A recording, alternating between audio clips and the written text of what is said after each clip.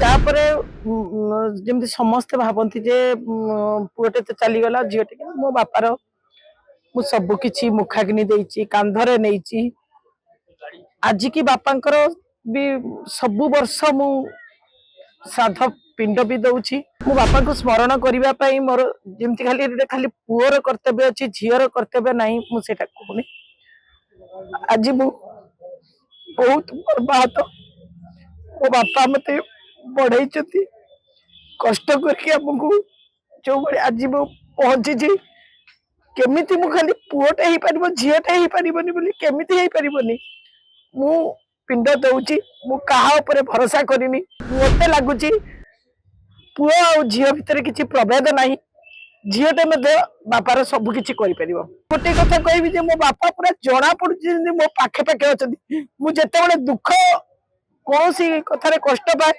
सेते मो बापा को निश्चित स्मरण करी मो बापा कोठी ना कोठी मते स्वप्न रे मुंडा उसी देबे आ मो बापा मु भाबुची मु पिंडदान दउची सत मो बापा जेमती मो पाखे पाखे रहिचंती नहीं मु एटा 4 वर्ष पूर्वरु जेते बेले पिंडदान करिया पई काहे की कहूची गोटे कथा तो घर करके कहबा कथा ने मु जेते बेले हम सान बापांकर पुओ को मु मुखाग्नि देली मुखाग्नि देई सारला परे कांधरे मध्ये नैथिली सेते बेले केही संगरे नथिले आम परिवार केही सांगरे नथिले कांध देवा पई मु सेते बेले कांध देइथिली सेते बेले कोविड समय केही पाखु को आसी नथिले तापते हम दादा को पुओ को डाकिथिलु समस्त कहले पुतुरा को डाकिया पई मो दादा को पुओ न कर्म करि रथिले तांको मां कहिथिले जे ठंडा हबो मो पुओ को न कर्म कर नाही से एते थर गाधेई परिबनी कोठी ना कोठी मते अनुभव हेतिला ना मो बापा कर ठीक रे काम होनी मु तापरे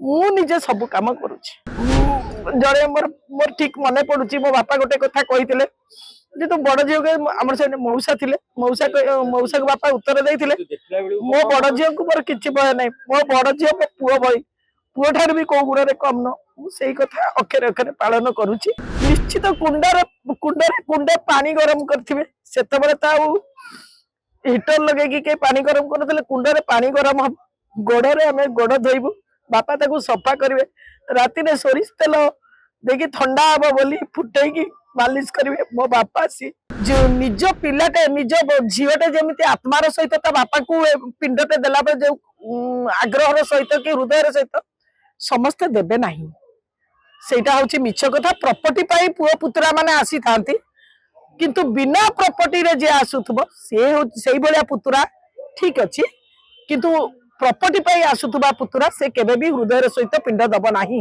मो ना विजयलक्ष्मी महापात्र नहीं मो बापा आज होची चतुर्थ श्राद्ध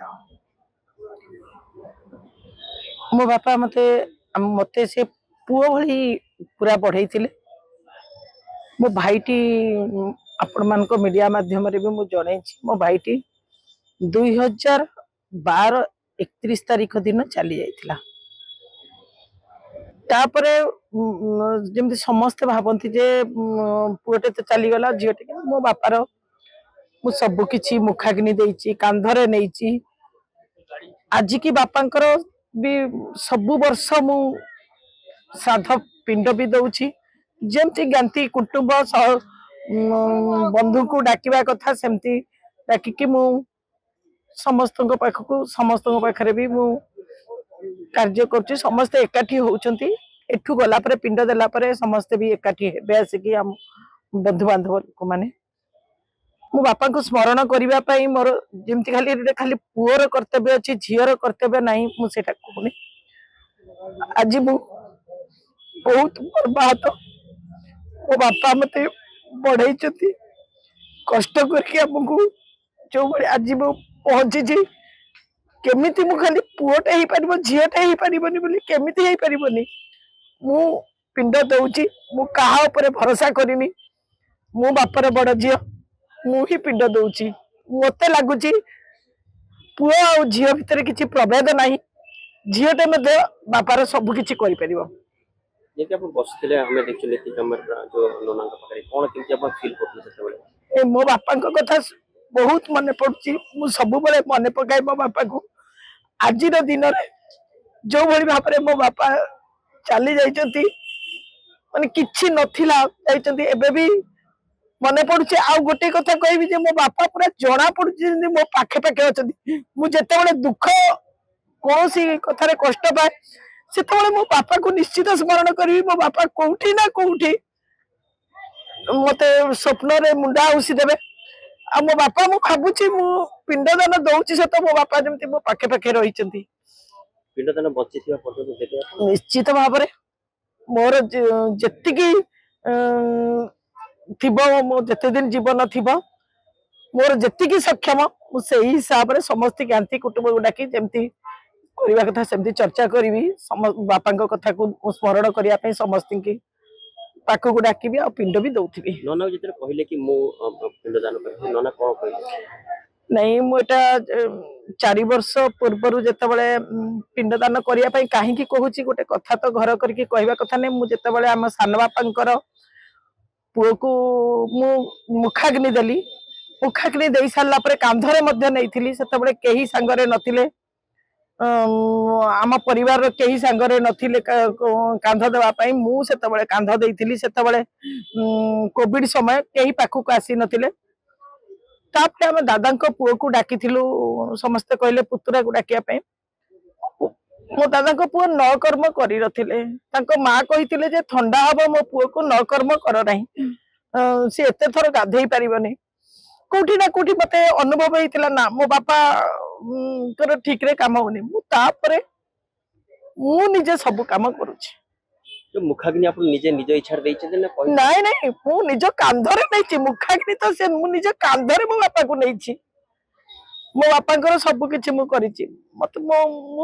ମତେ କିଛି ନାହିଁ। ମୋ ବାପା ହଉଛନ୍ତି ମୋ ବାପା ମୋ ବାପା ମତେ ଜନ୍ମ ଦେଇଛନ୍ତି। ମତେ ଅନୁଭବ ହଉଛି ମୁଁ ଏଠି ପୁଅ କିଛି ନାହିଁ। ମୋ ଭାଇ ଯଦି ଥାନ୍ତା ସେଇ କଥା ଅଲଗା, ମୋ ଭାଇ ସାଙ୍ଗରେ ମୁଁ ମିଶିକି ସବୁ କାମ କରିଥାନ୍ତି। ଯେହେତୁ ମୋ ଭାଇ କି ଭଗବାନ ନେଇଗଲେ ମୁଁ ମୋ ବାପାଙ୍କର କାମ ତୁଲେଇବି।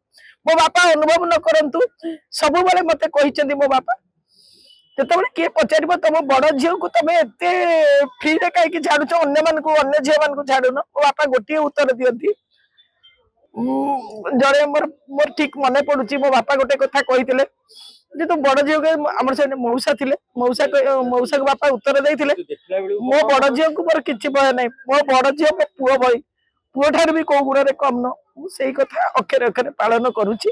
ମୋ ବାପାଙ୍କ କଥାକୁ ସବୁବେଳେ ଆପଣ ମାନଙ୍କୁ ବି କହୁଛି, ମୋ ବାପାଙ୍କୁ କେମିତି ସ୍ୱର୍ଗରେ ଭଲରେ ସମସ୍ତଙ୍କ ଆଗରେ କହୁଛି, ମୋ ବାପାଙ୍କର କେମିତି ସ୍ୱର୍ଗବାସ ହଉ, ମୋ ବାପା ଯୋଉଠି ଥାଆନ୍ତୁ ଭଲରେ ଥାଆନ୍ତୁ। କୋଉ କଥା ଆପଣଙ୍କୁ ବେଶୀ ମନେ ପଡୁଛି ବାପାଙ୍କର ଏଇ କଥା?